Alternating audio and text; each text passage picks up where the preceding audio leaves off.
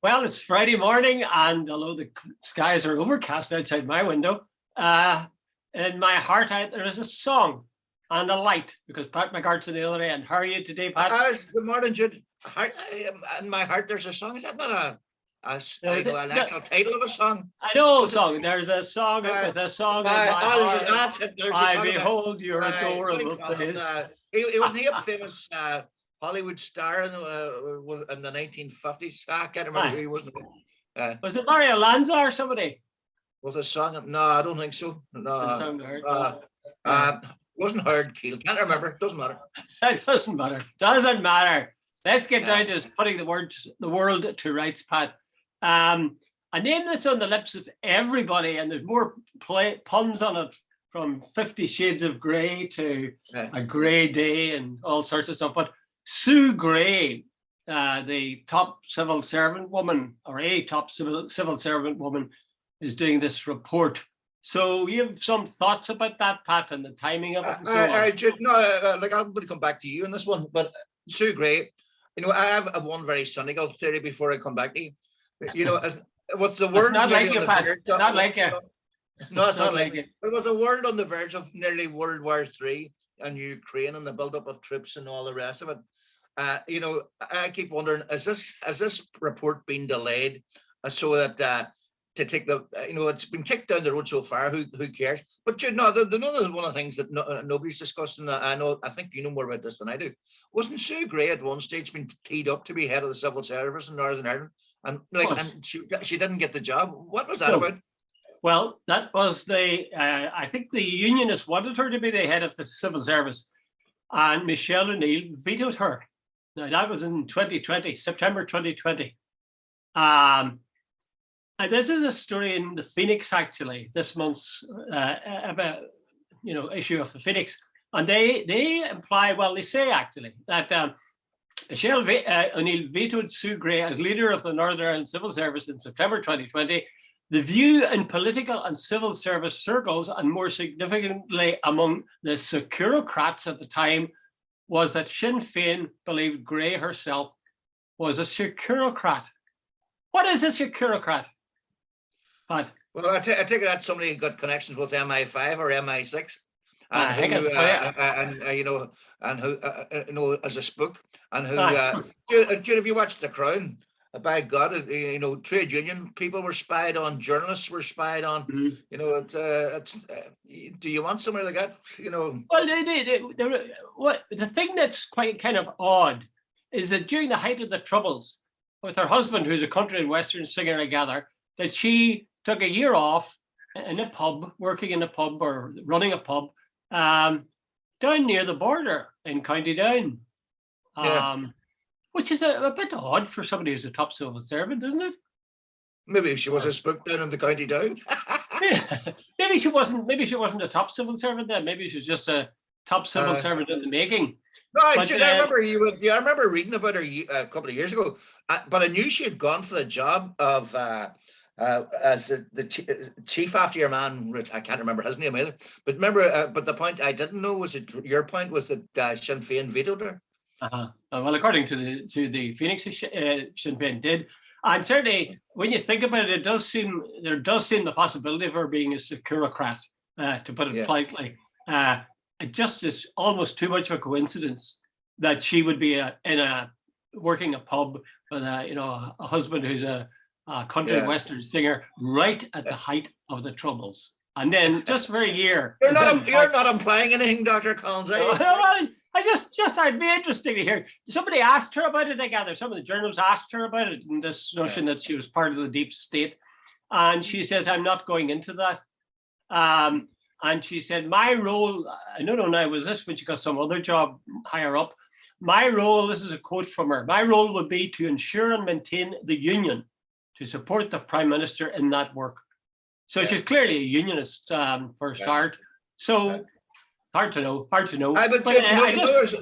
was one thing yesterday, and apparently somewhere I read this morning, somebody asked Boris about this inquiry, when it's going to be released. He says, independent inquiries take our time. Jude, it's already been spun as independent. Jude, it's not independent. They should stop. Sue Gray as a civil servant. Who is our boss? Boris Johnson. Like, if she wants a career, how's she going to, I'm not impugning Sue Gray's integrity, but a truly independent would be to bring in maybe an American QC or an Australian QC or somebody to harness the facts and then distill them and put them out in a report.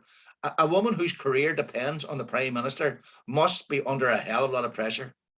Yes, and for that woman to wield the power she has and effectively by her report bring down the Prime Minister, would be very odd kind of a thing to happen. The fact of the matter is, if you stop to think about it, if you have a boss and he gives you a job to do, you're going to try to do the job to please him or her as well as you can. Do a good job, not tell lies or anything, but you'd like it to be a job that when you put it on their desk, they'd say, oh, that's very good. Well done, well done. Yeah. Don't you think there's sort of an instinctive drive to do a good job for the boss? Yeah. So how you should get around that one, I don't know. They've been shouting so loud. But someone should, even if the woman comes in and brings down the government, I'm not impugning her reputation anyway. But what I mean, there's like to claim it's an independent inquiry when it's a civil servant, doing a job at the behest of her boss, it is not independent. Yeah, it simply doesn't make sense. There's two things, of course. Well, there's another thing with regard to her role. There's a question of the timing of it. Why hasn't it come to light? I gather it's finished. Has she sent it to Johnson? No, there's some claims, but there's spin and there's that now because I was going to say the Gardaí, the police are involved. And there's also because apparently HR, the human resources people, and the unions, because there are some names of more junior people in the civil service getting caught up on this web that they allegedly they might need protection, that they're not in a fit state to play, look after themselves. I presume Jude, I seeing when it comes to Boris Johnson, and when you hear about some of the stuff they were at, like blackmailing MPs, I would think right now nobody gives nobody gives a shit about this right now because of Ukraine, and it's playing brilliantly for Boris. If it's kicked down the can and something big happens in not I was going to say the Middle East and Eastern Europe, like Boris will be in the penny farthing place. Nobody will care. That's right. Well, I think even it doesn't, even simply by putting a week or two between the huge outburst of public anger and then the actual verdict in the light of Sue Gray's report, it's very hard to maintain an anger or a resentment or a fury or an outrage over a long period. It's like being afraid in an airplane. If you're going on a six-hour flight, it's very hard to stay terrified for 6 hours. Eventually you fall asleep or something. That's right. So I believe that's what he's banking on. I don't think it's handy that you have this big hoo-ha over the Ukraine. We can talk about that if you like, but my own feeling is that that's not going to develop into a full-blown war or the stakes have become too high for everybody now. I think so. Anyway, that's her. I just think there's so many dimensions to Gray. One, that so much power in her hands. Two, as you say, that her boss is Boris Johnson. Three, that it's been kicked down the road for so long in order, I believe, to dissipate the public anger. And fourthly, that she may have been a spook. May allegedly may have been a spook. That's a hugely interesting angle. And one that never crossed my mind. And yet I heard people telling it quite openly. It should spend a year in South Down or somewhere during the height of the Troubles. Never. The penny didn't drop in my head. Did it drop in your head, Pat? No. I remember reading about her. It must have been 2020 with the time she's going for the job. And I remember vaguely now that you mentioned it, but it didn't come. I wasn't consciously aware of it that she did run a pub somewhere in Northern Ireland for a while. I remember that. I think it was mentioned as a kind of a testimony to her credentials, really. That local girl, sort of. That she wasn't your typical bland civil servant. Well, she's some woman. They say, and we'll see what the report says. I would nearly take on a bet at this stage that Boris will survive this. And in fact, I read a report which said that the Labour Party said he should go. They want him rid of him. But secretly, the Labour Party in England want him to stay because they'd much rather have a weakened Boris Johnson than have a new pair of hands on the tiller who might, have a clean record. Shades of John Major. If Thatcher had stayed, they would have definitely won the next election. She was so detested. That's right. Along come John Major, and he was so mild mannered and honourable that everybody was, the Tories have done a good job. Yeah. Do you think Johnson's going to survive? I've no doubt he'll survive, Jude. In fact, I'm betting on it because pretty much for the same reasons you have just outlined. By the time this gets out, and I was watching Question Time on BBC last night. He's detested, but And by the way, Jude, you can understand now the total contempt the vast majority of the electorate have for the political, the body politic. They just lie, cheat, and Jude, I don't think it's good for democracy. People like Boris Johnson and Donald Trump and Orban and Bolsonaro, these populist guys, who've just thugs and playing to the morons out there. It's the sad thing is, of course, although, as I say, it's probably better for Labour if he stays on. But the sad thing is that Keir Starmer is such a, how would you say, milksop alternative. Alternative. If I said he had as much personality as that wall I'm looking at now, that would be unfair to the wall. I was going to say that the wall would be taking you to court for that. Yeah. Okay, let's cross back home. Let's leave Sue Gray there with Boris and see how they get on. Not next Monday, but certainly by this day week, we'll know one way or another, I'd say, about Sue Gray's thing.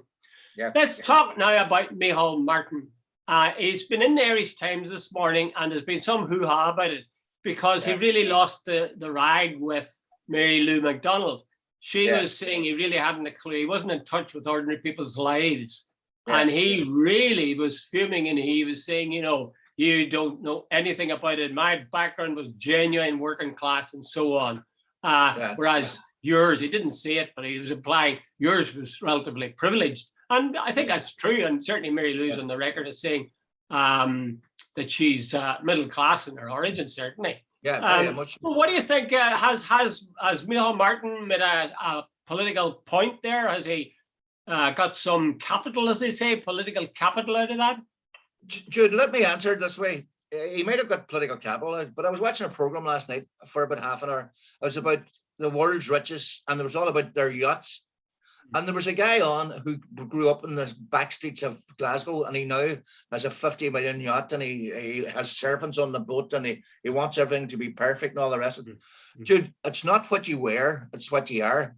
And Micheál Martin, don't give me at first. He's totally middle class. He has a holiday home in West Cork. He's been the Taoiseach. He has whole views reflect nice middle class values. They are out of touch. I have very little doubt that one of the reasons they grew up in Sinn Féin is not because people love Sinn Féin. It's because Fine Gael and Fianna Fáil have gone. Their policies, and they speak in a way that don't reflect the look. Jude, we might get around to discussing it, but let me tell you something. There's a guy called Robert Watt. He's the Secretary General of the Health Board, and he got it was confirmed yesterday. He got an 81,000 pay increase sanctioned by the government, led by Micheál Martin and Leo Varadkar. Now, if you are in a home where the price of fuel has gone up by a third, and if you've got trying to run a car and discover that the price of your diesel and your petrol's gone up a third, and they reckon in Britain, I am not quite sure what it's going to, that the fuel bills this year will be 2,000 quid more than it were this time last year. Now, irrespective of whether you believe Mary Lou McDonald or Micheál Martin, Mary Lou McDonald speaking for the people that are at the receiving end of that. Micheál Martin speaks for the nice, comfortable off, and that's whether that's unfair or not. That's the perception that the Fianna Fáil represents nice middle class Ireland, and Sinn Féin represent the working class. Mary Lou McDonald was referring to the people who vote Sinn Féin. Well, see, it's sort of a nonsense to say, oh, my upbringing was, I'd really hard and we had a tough time and my father was able to he was a bus driver and so on, and we just scraped by. But I mean, we're talking, as you say, about now. Like, if you think of England, for example, remember Wedgie Ben? Remember Ben? Yeah. You know, he was a aristocracy, and he had a fight to try to get rid of his bloody title. Excuse me a second. Anthony Wedgwood Ben, who then became Wedgwood Ben. And it was one of the most genuine sort of, I think, honest politicians who worked very hard for the good of his constituents, particularly those who were less well off. It irritates me because it's like this nonsense you get that, oh, you guys did that. Oh, we couldn't possibly have to touch you even 30, 40, 50 years later. It's what kind of a person you are now, what work you're doing, how valuable or worthwhile you are, or how worthless as the case may be. So it's sort of daft for, I think, Micheál to take Mary Lou's criticism of him and say, oh, I was working class. And they, you know, you sometimes think the Irish Times is in cahoots with these people, because there's also another article, and I'm sure you saw it in the Irish Times this morning, where it's called Meet the Martins. And it's meeting brothers and sisters. Yeah. By the way, that's the one I read this morning. Yeah. I know they talk again about the tough time they had, and you know, life was hard then, and we certainly weren't. But hold on. Here's one thing that's a wee bit odd. They said their father was a working class man and he was a bus driver. Yet he was able to buy a holiday home in West Cork. You know, Jude, I wouldn't be too hard on that. But my father, there were 7 in our family. My father worked for the FB, and let me assure you, there was no way he could afford to buy a second home in West Cork. Well, now I do want to stick the side of Micheál, obviously, but there is a possibility, isn't there, that he's in the situation that many Derry people are in, or have been in the past. That is to say that his mother might have come from the country, and there might have been a family home there, which was acted as a sort of a second home for the family. A lot of people, you know, the Irish Times says the Irish Times says he purchased a home in West Cork. It doesn't say that. Well, I mean, he could well afford to now. But I'm talking about the father. So if your father can afford to buy a second home way back in the 1950s or 60s, they were not working class. They were nice. That's very interesting. That's very interesting. I didn't read it carefully enough. I interpreted it as being Micheál had bought it, and he could Micheál has bought a home in West Cork now, but his father did the same. Oh, I see. Oh, well, that's different. That's different. Maybe they're going cheap, Pat. Maybe you got a bargain. By the way, you're just actually had it on it. They said he bought it during the recession of 19 whatever it was. 80 or something. That's right. Yeah. Well, maybe we did. Okay. Anyway, the idea of being poor in the past as having any bearing on what you're saying or on your attitudes to like some of the most poor people grew up to be the most right-wing. Oh, absolutely. Very often, very, very often, they pull the ladder up after them. I can see it, and if you can't, that's your problem. And I'll do everything I can to stop you getting to ensure that you don't get up there. Yeah. Okay, let's go to where Micheál's going to go at the weekend.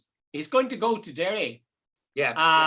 And he's giving out about the way the Brits are treating legacy cases. And he's saying that it goes against everything we've been doing on legacy, particularly agreements that have been entered into by the British and Irish governments to deny families of victims access to the truth.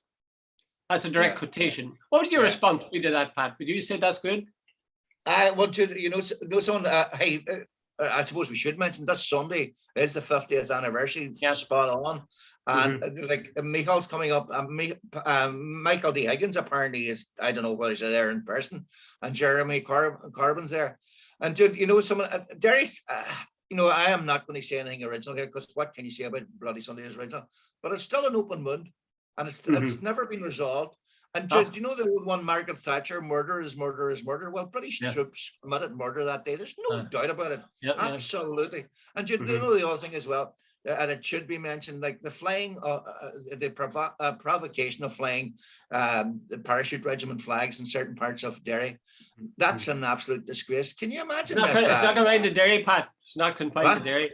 It's not confined to Derry. But can you imagine if a nationalist community every time the Kingsman's anniversary comes up, Yeah. that certain parts Yeah. they start flying flags. 13 nil or whatever it was. How many was killed, which was an absolute travesty. And all the rest of that anybody should be killed just because of their religion. But Jude, imagine if there were celebrations in the nationalist community. Yeah. And I don't see the real. I see this token condemnation. But anyway, Jude, that's a side issue. But anyway, Jude, the big issue is they're all coming up this weekend. But Jude, that was the day that changed everything. And I suppose we're living with the legacy of that. And I don't think the British government has the right to decide, oh, wait a minute, let's pull the curtain down on that. Well, did the president of Ireland come up to the Enniskillen?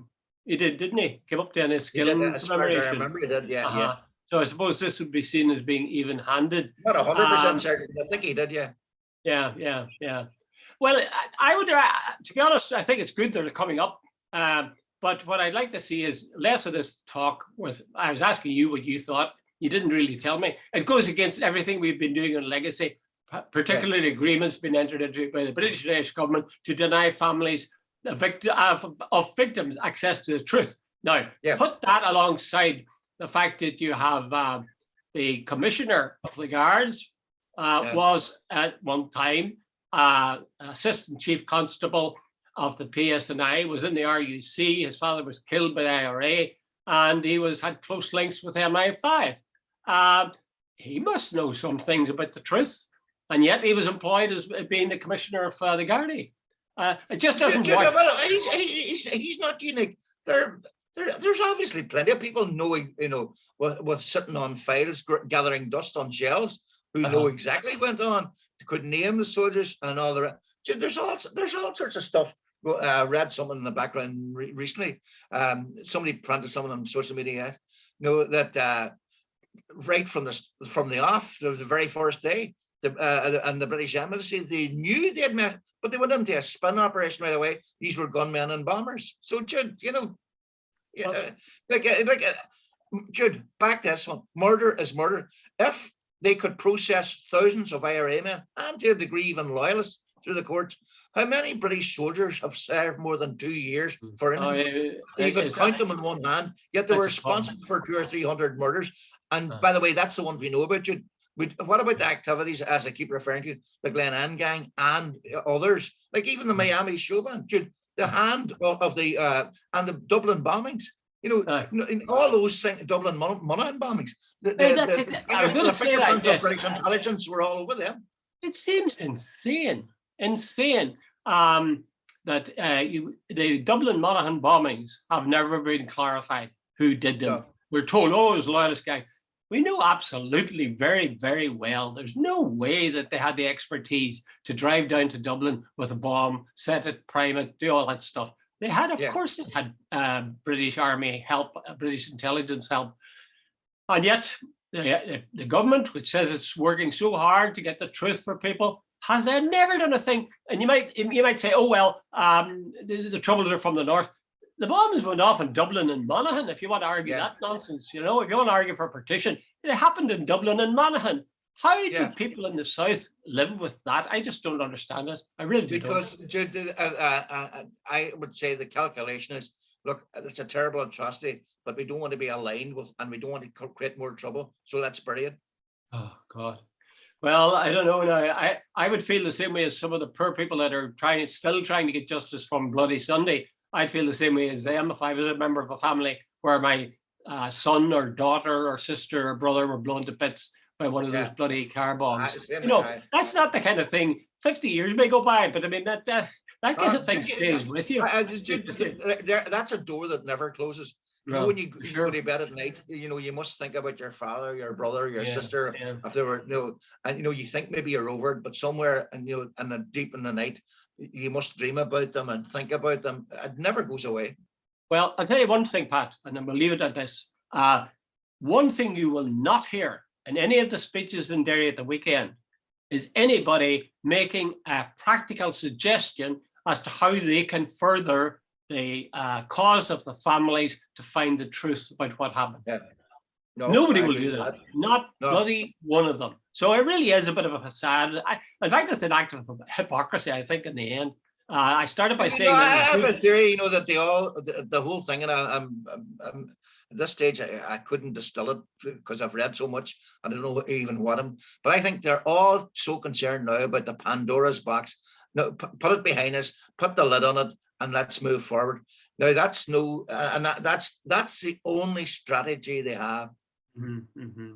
Well, you see how it could be persuasive for people who aren't affected by it. If you're not caught up, you'd say, yeah, leave the past behind. Let's look to the future. And meanwhile, people are still grieving. But if it's your brother and it's your family. By the way, I don't think the people at Derry, no matter who they are willing to let bloody Sunday go. Jude, that affected the entire community. Derry's a small town. Jude, I'm not from Derry, I'm a Letterkenny man, I'm Donegal man. But when I walk up a street in Derry, I'll give you a guarantee within 10 minutes, I'll be standing chatting to somebody I know. It's a small place, and everybody knows how you doing, Pat? How you doing, Charlie? Type thing. And Jude, it happens to me every time. And I don't go off and go up town that much, but see, every time I go, Jude, that's what the difference. It's not New York, it's not London, it's not Dublin, it's Derry. It reminds me of Cork very much. That sense of a very strong sense of self-identity. And if you're going to kill people in Derry, you're going to be affecting everybody as well as just the families. Okay, well, do you have any other stories, Pat? You had another one. No, Jude, the only thing I will now wrapping up. That man's pay. You were talking about that. I know. I was just saying, Jude.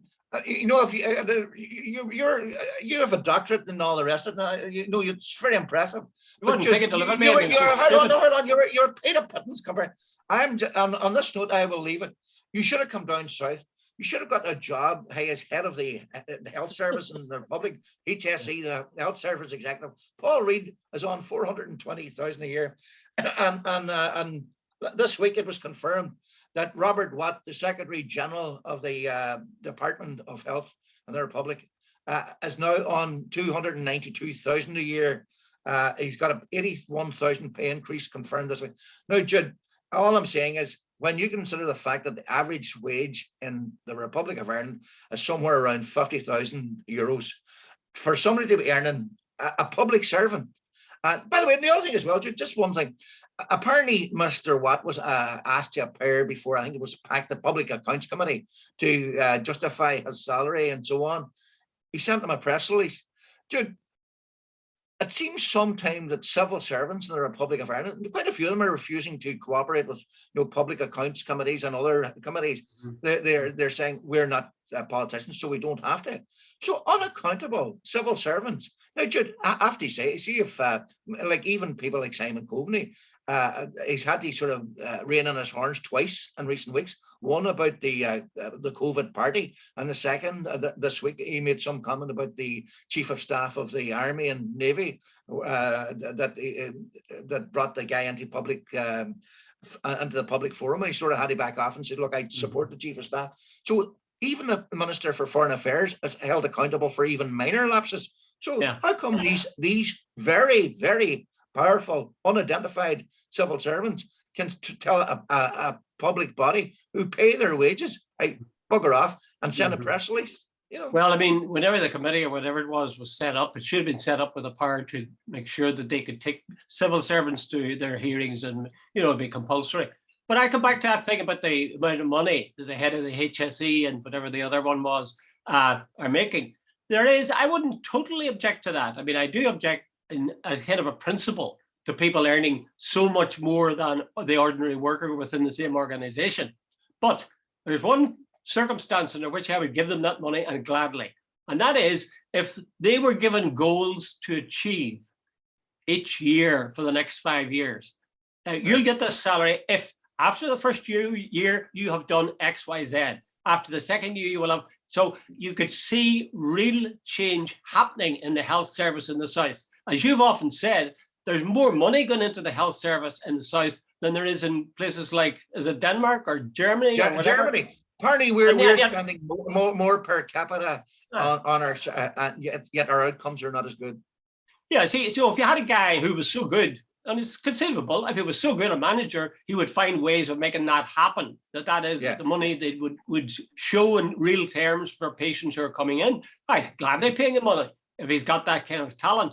But if he hasn't, to be sitting on that kind of money, not a chance. Not a chance. Anyway, that's a very angry note to end on, Pat. That's all. Anchor of the week. Do we have an anchor? I did say anchor of the week. Have Have you chosen one, or have you fallen down? I would definitely go for Putin. Putin. Now, I have a certain sympathy for the Russians about the fact that NATO and all the rest, but the man is a killer. Has just a lot of his opponents have disappeared.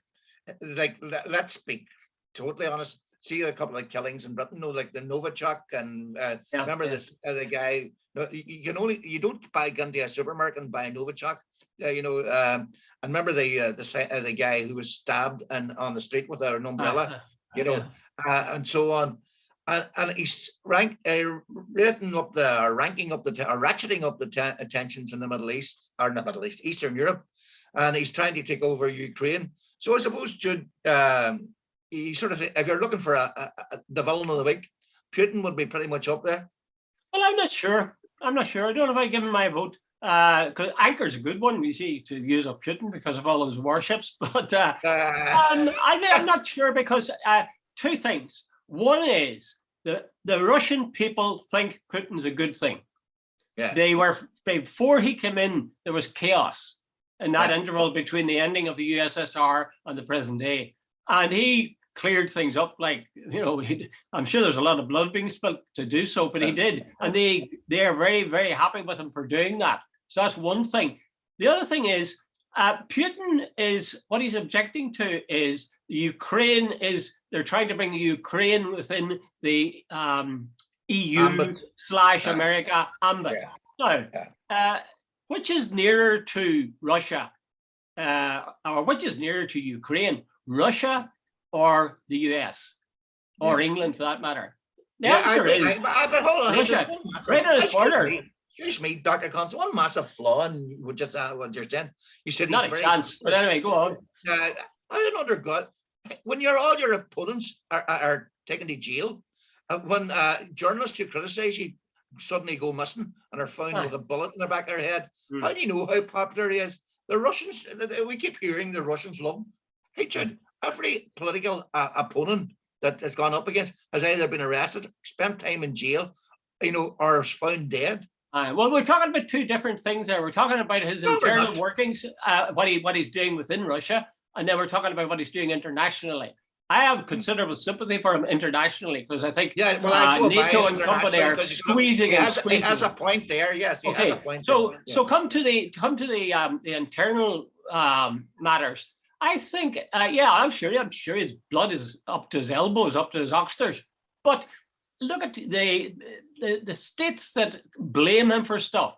Take the poverty that people have been in the US and in Britain for how long? Think of the black population in the States and in England for how long? And they've never risen out of that. There's prejudice. I saw there was a psychiatrist, I think we talked about this, there was a psychiatrist guy from the Barbados or somewhere, and he worked in Britain as a psychiatrist. And he said it was murder trying to get up the ladder. Every step you were blocked because you were black. So there is injustice. I agree. I mean, there must be appalling stuff going on in China and in Russia. But I wouldn't dismiss the degree of injustice that's happening for lives and families for generations in the US and in the UK. So let's not, go on too much about what wonderful places Britain and the US are in comparison to Russia. There are certain things they don't do, but there are other things they do. We still haven't got our anchor of the week. You're saying Putin. I don't know. I'm not giving him. He's not getting my award. He's not getting my award. But on that note, we shall leave. I'm giving it to Micheál. I'm giving it to Micheál. I'm giving it to Micheál. He deserves it. I wouldn't give it to Micheál. The man has worked hard for it all his days. He came from nothing, pulled himself up his bootstraps, and look, he deserves the anchor of the week. Okay, Pat. Right. Okay, good luck.